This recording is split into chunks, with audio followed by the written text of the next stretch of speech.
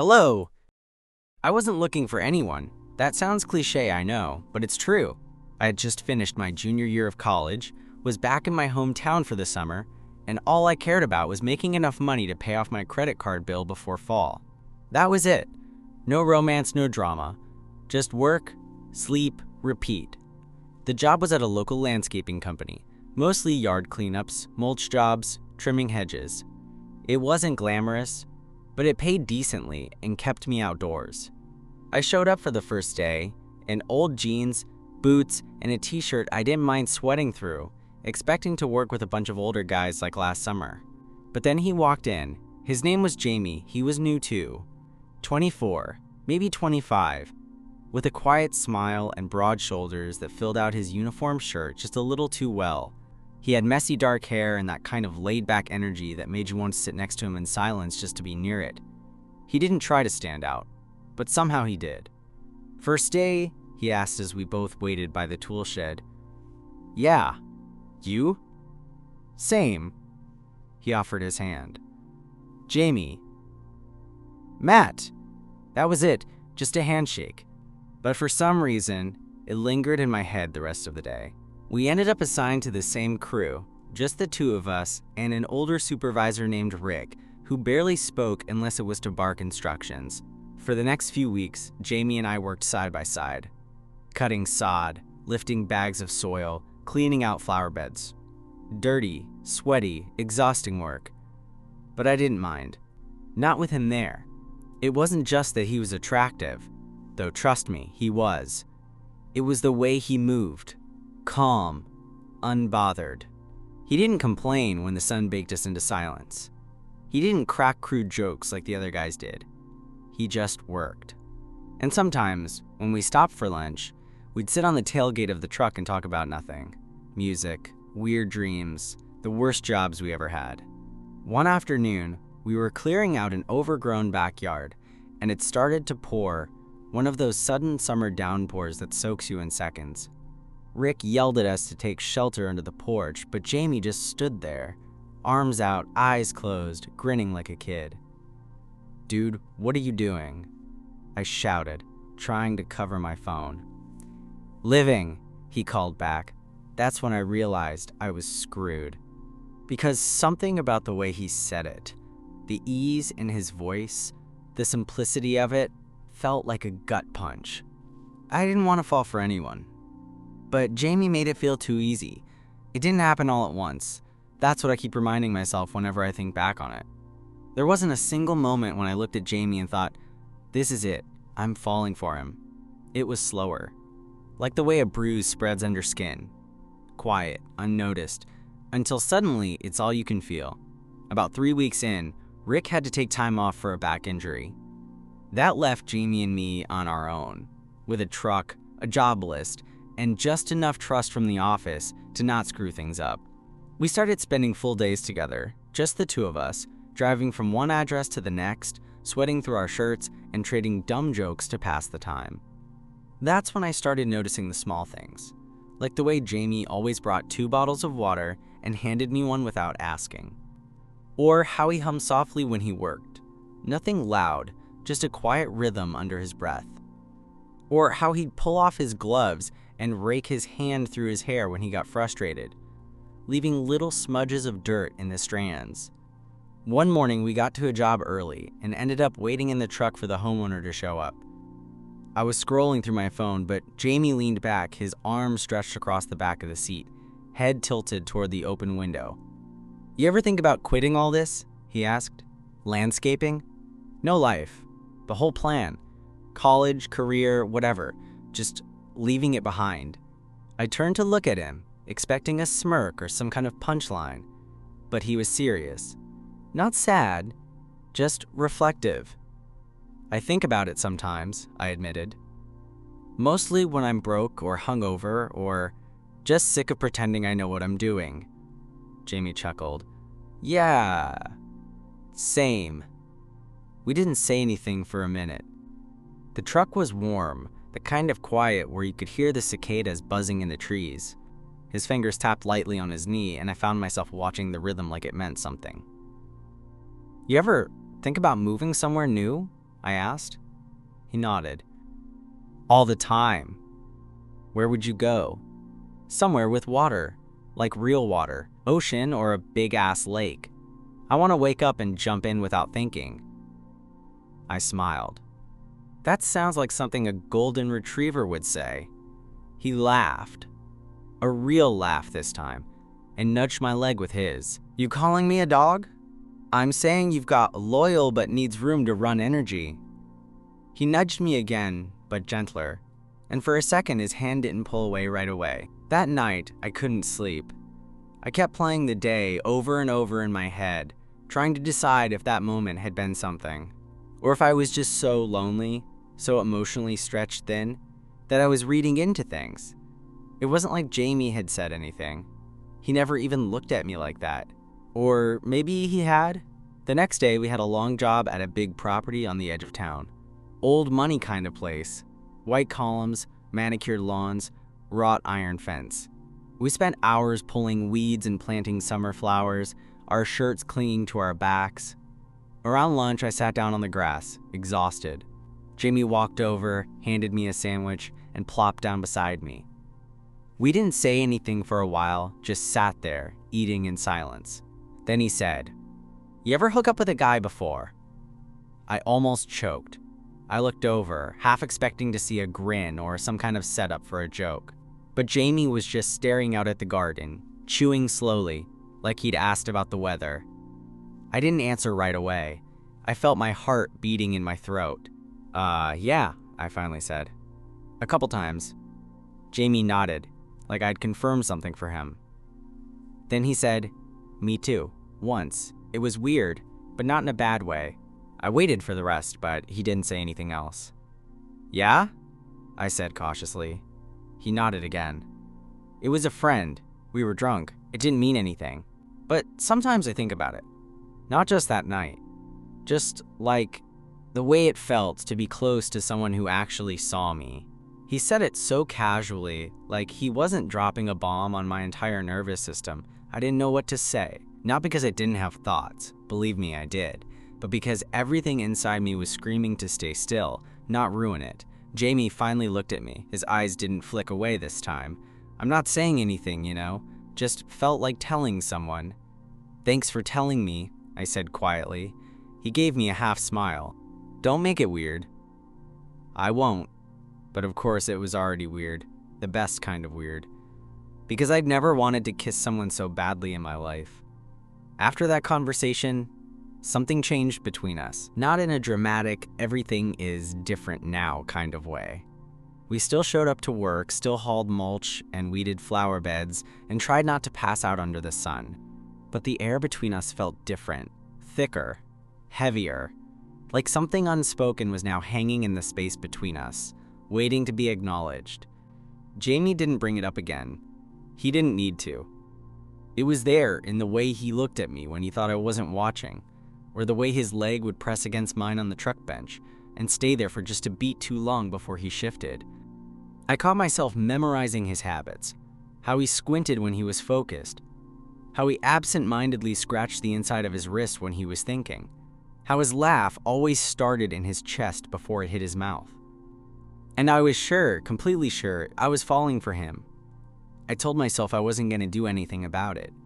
This was a summer job, temporary. He'd go back to wherever he came from, and I'd go back to campus in the fall. Whatever I was feeling, it had an expiration date. But then came the weekend we worked the double shift. Some client wanted their entire backyard redone in time for a birthday party, and they were throwing stupid money at the company to make it happen. Jamie and I volunteered for the weekend slot. Rick was still out, and no one else wanted to spend 2 days in the heat laying pavers. We met at the site early Saturday morning, bleary-eyed and hungover on too little sleep. Jamie showed up with a travel mug of coffee and a 6-pack of energy drinks in the cooler. "Call me irresponsible," he said, handing me one, "but I'm not laying flagstone without chemical assistance." By mid-afternoon, we were drenched in sweat, our skin caked in dust. The sun had bleached the color out of everything. We were on our knees placing stones along the garden path when I felt his shoulder bump mine. Not a hard hit, just a nudge like we were moving in sync without thinking. "Your side's crooked," I said. "You're crooked," he replied. I rolled my eyes, but he smirked, and for a second I forgot how hot and tired I was. When the day was finally done, we collapsed onto the grass beside the truck, legs stretched out, arms limp at our sides. "I'm not even sure I can drive home," I muttered. Jamie laughed. "Let's get food first. My treat. You like Thai?" I nodded. "Love it." We ended up at this tiny hole-in-the-wall place across town, still covered in dirt, smelling like fertilizer and sun. No one gave us a second glance. We sat in a booth in the back, air conditioning blasting, bowls of noodles steaming between us. Jamie talked more than usual that night. He told me about his mom, about how she'd moved to Arizona last year, and wanted him to come visit, but he kept putting it off. He said he never really felt like he fit anywhere. Not with his old friends, not in college, not at home. I listened, soaking in every word, every little reveal. He wasn't guarded tonight. He was raw and open and a little tipsy off Thai iced tea. And then, as we were leaving, he said, "Want to hang at my place for a bit? I've got a balcony with a hammock and 0 roommates." I said yes too quickly. His apartment was on the second floor of a quiet complex. Nothing fancy, beige carpet, old furniture, a few plants that were either thriving or dying. But it felt like him, comfortable, unassuming. We stepped onto the balcony, and the night air hit us like a second wind. The city was quiet, just the occasional hum of traffic and someone's music playing faintly in the distance. Jamie climbed into the hammock and patted the space beside him. "There's room," I hesitated. "You sure?" He looked at me. "Yeah." So I climbed in. It was cramped, hips brushing, shoulders touching, but neither of us moved away. We rocked gently, the fabric creaking with each motion. His arm was along the back of the hammock, and at some point, it slipped around behind me. Not fully around me, just there. His fingers brushed the back of my shoulder, that tiny lazy contact that wasn't quite an embrace, but wasn't not one either. I felt like my skin was on fire. "You ever think about how weird this is?" Jamie said softly, his voice close to my ear. "What part?" "This, us. I don't know what we are," I swallowed. "Yeah, I think about it." He was quiet for a beat. "You think I'm leading you on?" I turned slightly, enough to see his face in the dim light. "No," I said. "I think you're scared." He didn't say anything for a long time. Then he nodded. "Yeah, I think I am." We didn't talk after that.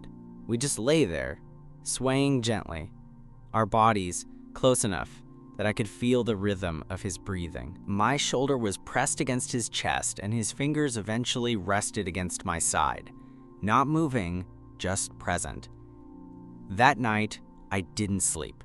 Not because anything happened, but because I realized something I hadn't let myself admit until now. I didn't want the summer to end. The Monday after that night in the hammock, everything felt weird. Not bad weird, not awkward weird. Just charged. Like someone had taken all the tension that had been quietly humming between us for weeks and finally turned the dial up a few notches. We didn't talk about it. Not in the truck, not on the job, not over lunch. But something had changed. We were closer. Physically, yeah. There were more touches now, more lingering glances, but also emotionally. I felt it in the way Jamie looked at me, like he knew I was seeing through the version of him he usually kept on display. That week, it rained. Hard. Our job sites were all called off. And with nothing to do, Jamie texted me around noon on Wednesday. "Come over. I've got beer and a broken PlayStation." I threw on a hoodie and walked the 5 blocks to his place, trying to ignore the fact that I'd been waiting for a reason to see him again since Sunday. He opened the door in sweatpants and a plain black t-shirt, barefoot, hair a mess. It wasn't fair, honestly, how good he looked doing absolutely nothing. We spent the afternoon half playing a busted video game, drinking cheap beer, and trading the kind of stories that only come out when you've got nothing better to do. Jamie told me about his first real crush, some guy on his high school swim team he never even spoke to. I told him about the first time I came out to someone and immediately regretted it. Eventually, we ended up sprawled across his couch, the game controller forgotten, the rain still tapping at the windows. You ever wonder what your life would have looked like if you just said something sooner? Jamie asked, his voice softer now. Like, come out earlier? He nodded. Sometimes, but I think I would have messed it up. I wasn't ready back then. I'm still figuring shit out. Jamie exhaled through his nose, leaning his head back against the cushion. Yeah, same. There was a long pause. Then he shifted, turning his head toward me.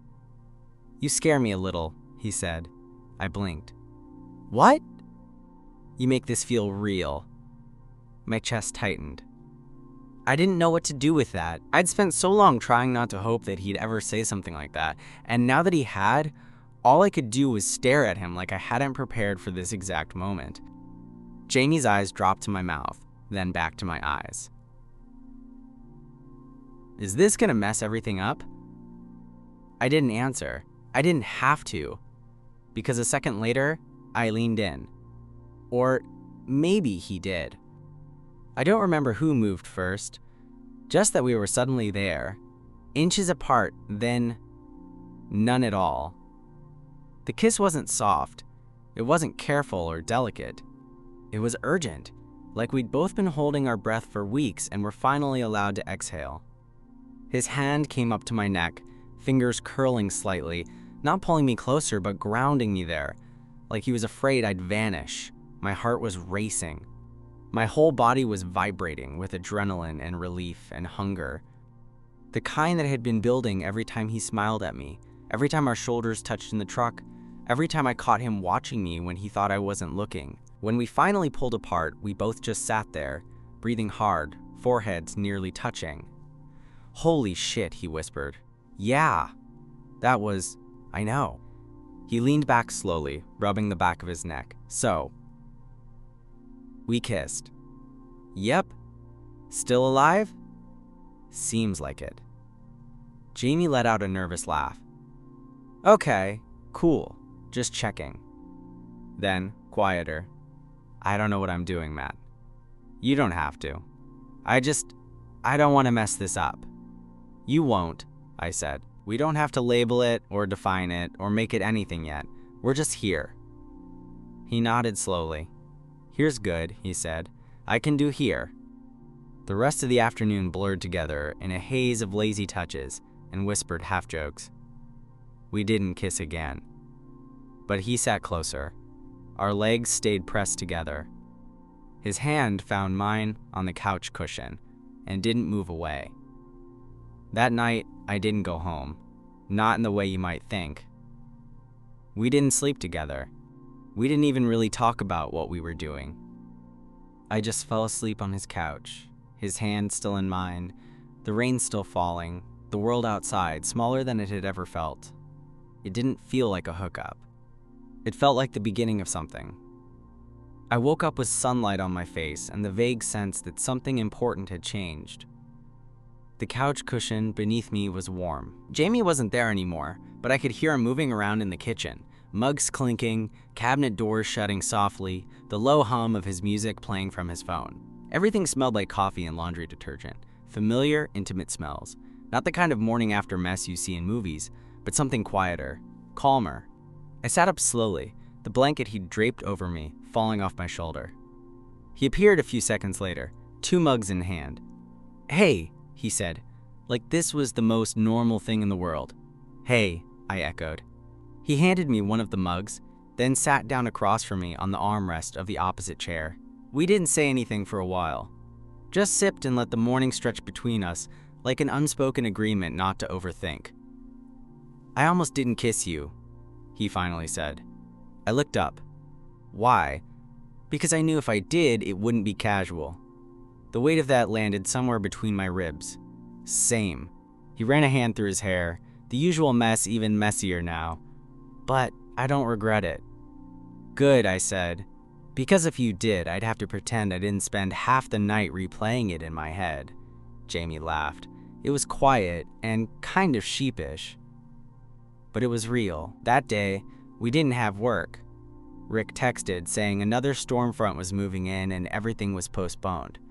So we stayed in, cooked a lazy breakfast together, talked about nothing, watched old reruns of some crime show I barely followed because I was too distracted by the way Jamie sat beside me, close but not clingy, occasionally bumping my knee with his, like he just needed that small, physical reminder that I was still there.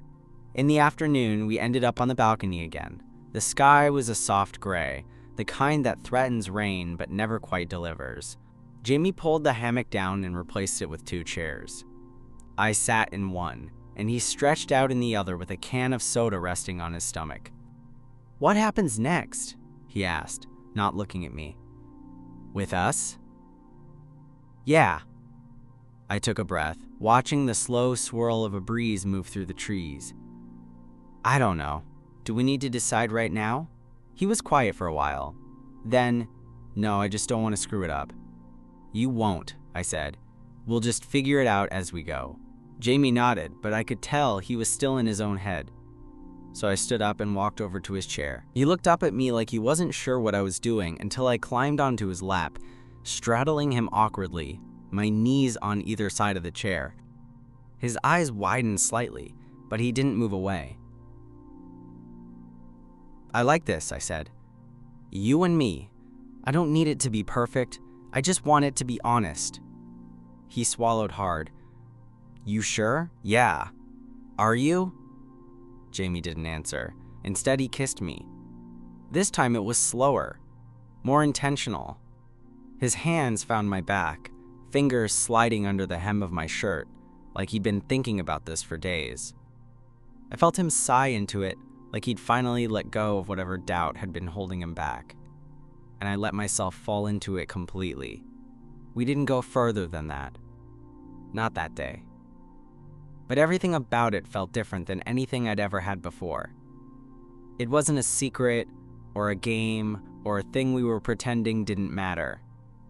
It mattered. That night, I walked home with a lightness I hadn't felt in years. Not because we were together, or because I thought we'd figure everything out, but because, for the first time in a long time, I didn't feel like I was alone in it. Jamie had let me in, and now I wasn't just the guy he worked with. I was someone he kissed in the morning, someone he made space for, someone who mattered. The next couple of weeks passed like a dream I didn't want to wake up from. Jamie and I slipped into something that felt like a rhythm.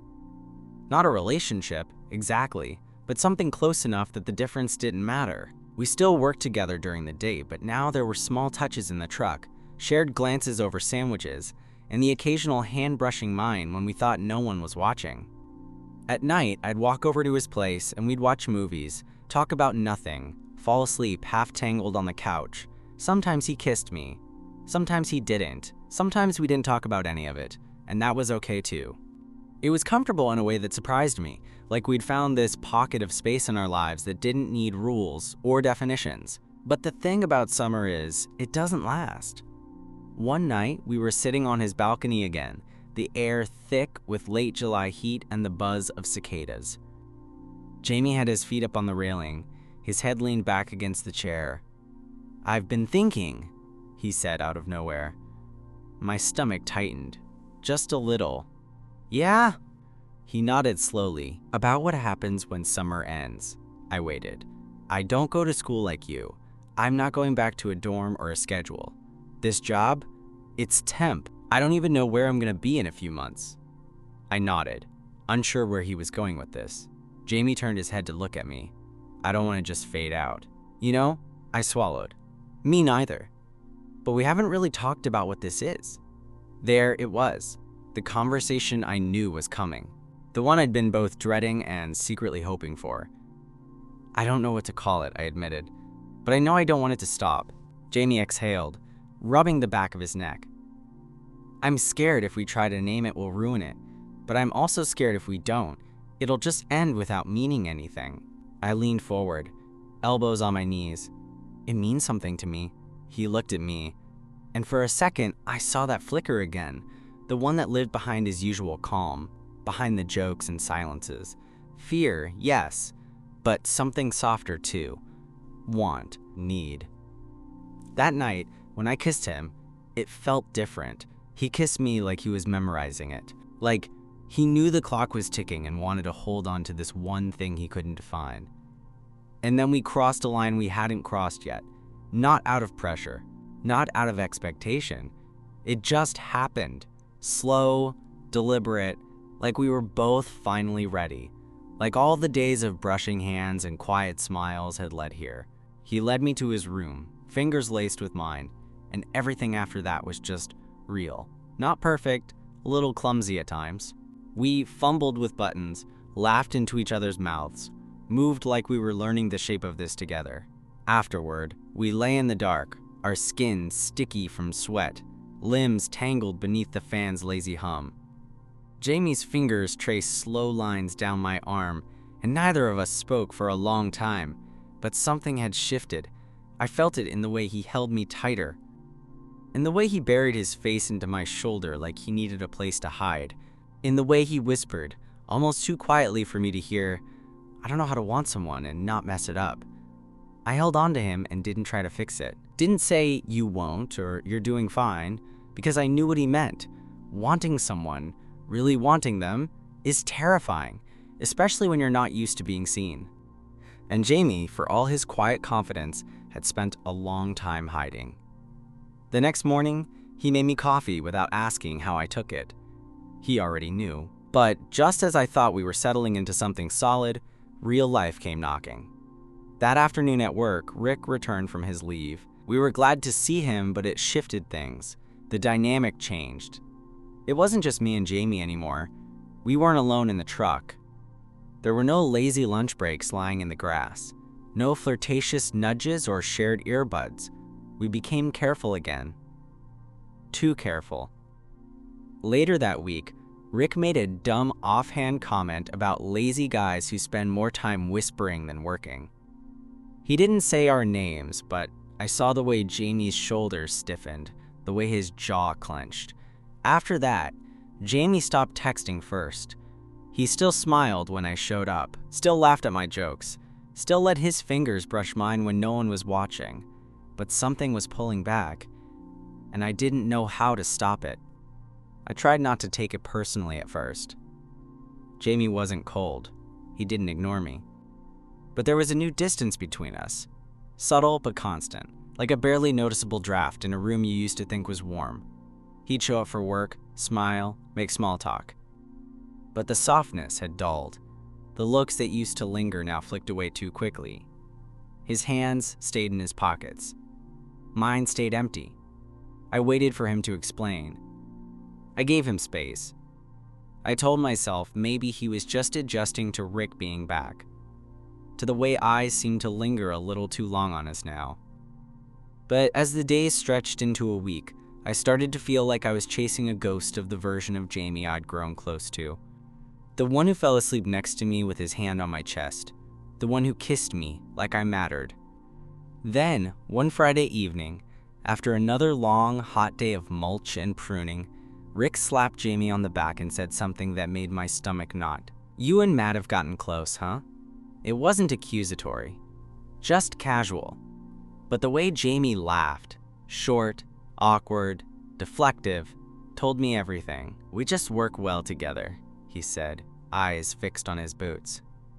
Rick nodded and walked away. Jamie didn't look at me once the rest of the day. That night, I waited. I didn't text him. I wanted to. My fingers hovered over my screen more times than I could count. But I wanted to see if he'd reach out. If whatever we were still meant enough to make him come find me. He didn't. The silence was louder than anything he could have said. The next day, I showed up to work early and found him already there, sitting on the tailgate, earbuds in, staring at his phone. "Hey," I said. He pulled one earbud out. "Hey." I hesitated, standing there in the gravel, unsure if I was still allowed to stand close to him like I used to. "We good?" I asked quietly. Jamie looked up at me, and for a second, just a second, I saw everything I needed in his face. The guilt, the hesitation, the want. But then it was gone. "Yeah," he said. "Just tired." I didn't push. I wish I had. Later that afternoon, I asked him if he wanted to hang after work. Just something simple. Grab food, chill, talk. He paused, then said, "Rain check? I've got some stuff to handle." "Sure," I said, but it felt like the kind of rain check that didn't come with a new date. That night, I walked home slowly, the August heat still hanging in the air. I passed the bench near his building where we'd once sat and split fries, our knees touching under the table. I passed the corner store where he'd bought me a chocolate milk just because.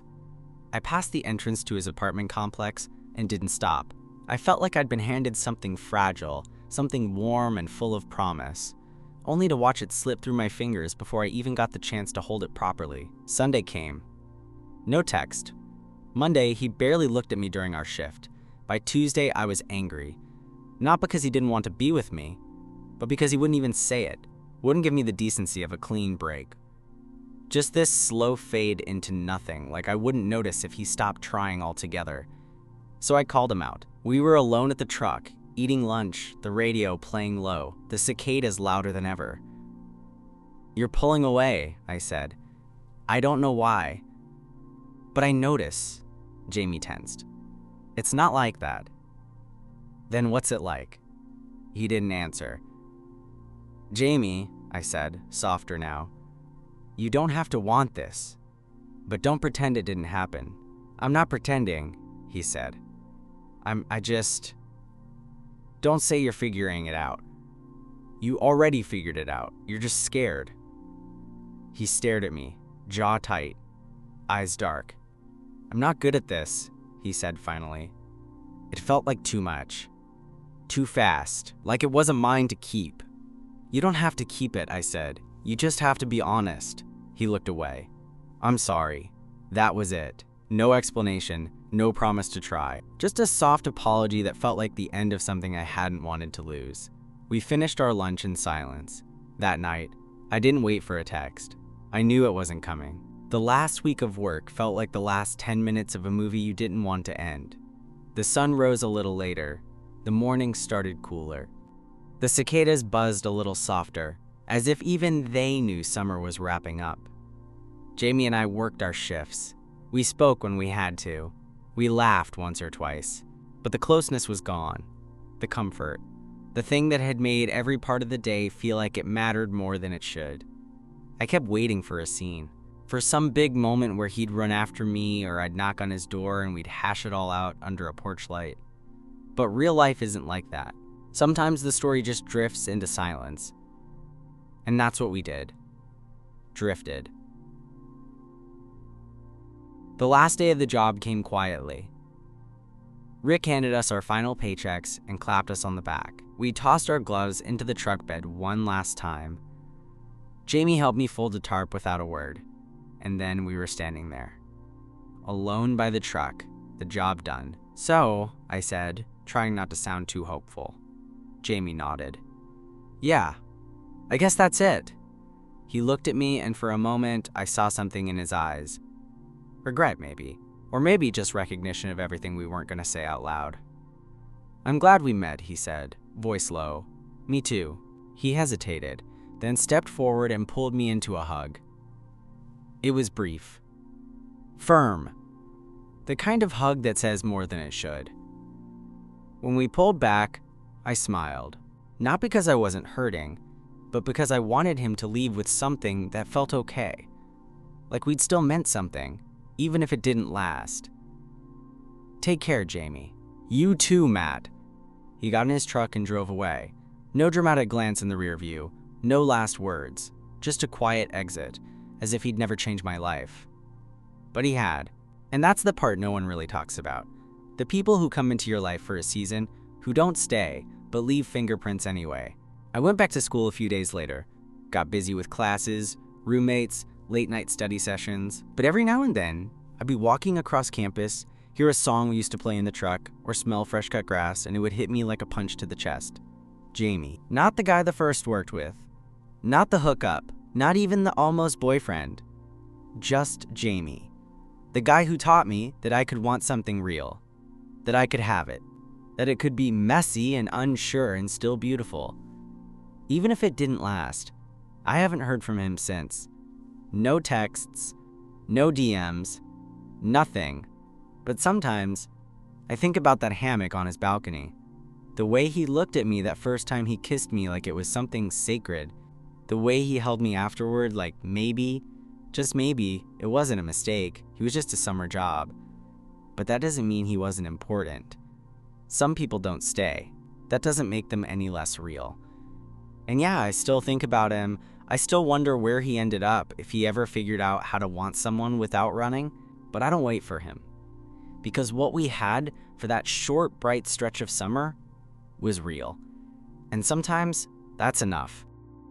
Thanks for watching. Goodbye.